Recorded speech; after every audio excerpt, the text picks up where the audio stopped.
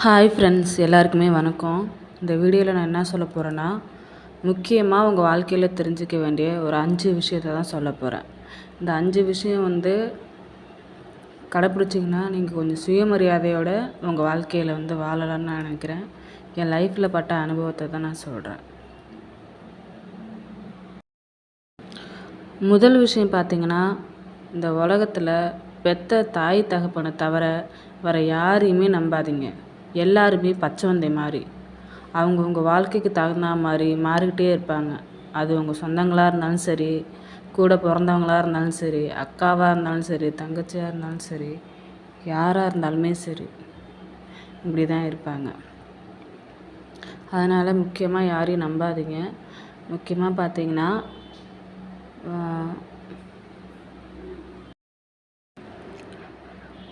அப்புறம் பெற்றவங்கள மட்டும் எப்போதுமே உங்களால் அவங்க கண் கலங்கக்கூடாது. நம்ம பெற்ற பிள்ளையால் கண் கலங்கவே கூடாது. அவங்கள எந்த அளவுக்கு சந்தோஷமாக வச்சுக்கணுமோ அந்த அளவுக்கு சந்தோஷமாக வச்சுக்கோங்க.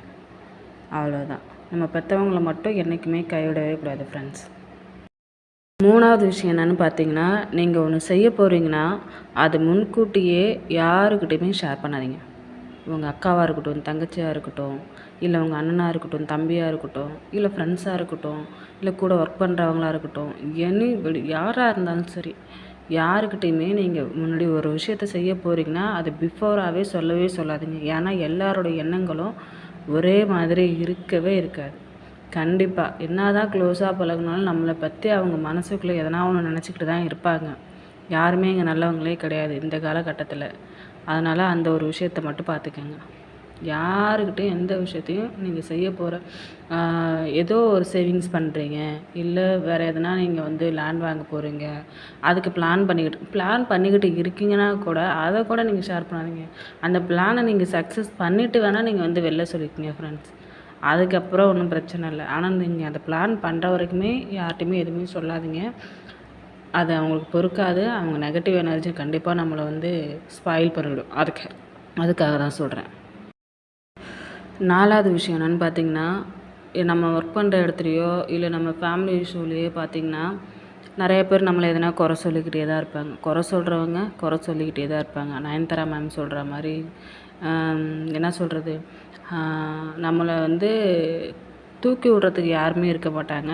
ஆனால் நம்ம தாழ்த்தி பேசுகிறதுக்கு நிறையா கூட்டம் வருங்க. நம்ம சின்ன ஒரு நல்லது செஞ்சாலும் அதை சொல்கிறதுக்கு எத்தனை பேர் கூட வரவே மாட்டாங்க. நம்ம எதனா தப்பு செஞ்சோம்னு வச்சுக்கிங்களேன், கங்காடம் கட்டுக்கிட்டு எல்லோரும் வருவாங்க. ஸோ முடிஞ்ச அளவுக்கு நம்ம யாருக்கிட்டையும் வச்சுக்கவே கூடாது ஃப்ரெண்ட்ஸ். கொஞ்சம் நம்ம விலகியே இருப்போம், சரிங்களா? என்னன்னா என்ன அந்த அளவுக்கு மட்டும் பேசினா போதும். நம்ம ஓவர் ரியாக்ட் பண்ணி அவங்கள நம்பி ஏமாந்து போகிறதுக்கு நம்ம அமைதியாகவே இருக்கலாம். ஸோ இதை கொஞ்சம் பார்த்துக்குங்க. 5வது என்னென்னு பார்த்தீங்கன்னா, நம்ம ஒரு விஷயம் ஏதோ ஒரு சின்ன மிஸ்டேக் பண்ணியிருப்போம். இப்போ நீங்கள் உங்கள் ஃப்ரெண்ட்ஸ் எதனா கேஷ் கேட்குறாங்கன்னா அந்த டைமில் உங்கள்கிட்ட கேஷ் இல்லாமல் இருந்திருக்கும், சரிங்களா? அதை நீங்கள் எதார்த்தமாக தான் சொல்லியிருப்பீங்க. என்கிட்ட கேஷ் இல்லை, நான் அப்புறமா தரேன் அப்படிங்கிற மாதிரி நீங்கள் சொல்லியிருப்பீங்க. ஆனால் அந்த ஒரு விஷயத்த நல்ல நண்பியாக இருந்தால் கண்டிப்பாக உங்கள்கிட்ட சரி உன்கிட்ட கேஷ் இல்லையாடி, ஓகேடி அப்படின்னு சொல்லிட்டு அடுத்தவங்கள்ட்ட கேட்டு போயிட்டுருப்பாங்க. ஆனால் ஒரு சில பேர் என்னான்ட்டா உங்களை எதிரியாகவே நினைப்பாங்க. எப்படி உங்களை எதிரியாகவே நினைப்பாங்க. அந்த மாதிரி ஆளுங்கள்கிட்ட வச்சுக்காதீங்க. என்னோடய அனுபவத்தில் சொல்கிறேன். உன்னை நண்பராக நினச்சா, இல்லை உன்னோட தோழியா, இல்லை சகோதரியாக நினச்சா கண்டிப்பாக அவங்க அந்த விஷயத்த மறந்துட்டு நம்மள்ட்ட நார்மலாக பழகுவாங்க.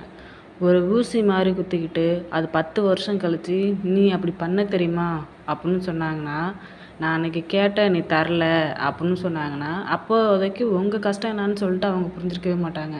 நீங்கள் தரலைங்கிற விஷயம் மட்டும்தான் அவங்களுக்கு தெரிஞ்சிருக்கும், சரிங்களா? அந்த மாதிரி ஆளுங்களை கூட வச்சுக்காதீங்க. அந்த மாதிரி உறவே தேவையில்லை, தள்ளி விட்ருங்க. பிடிச்சிருந்தா லைக் பண்ணுங்கள், ஷேர் பண்ணுங்கள், சப்ஸ்கிரைப் பண்ணுங்கள். தேங்க்யூ.